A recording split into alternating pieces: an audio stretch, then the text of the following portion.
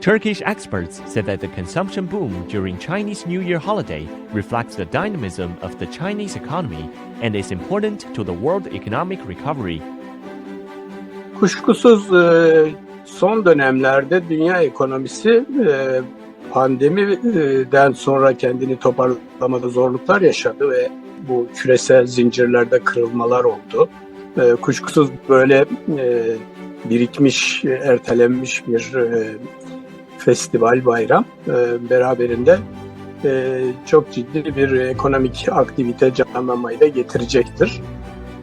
Bunun tabii hem Çin ekonomisi, iç pazarı açısından hem de dünya ekonomisi açısından bir anlamı, yeri var. Böyle bir tüketimin de içinde olduğu hareketlenme mutlaka hem Çin ekonomisini hem de Çin'le irtibat halinde bulunan bütün dünya ekonomisini.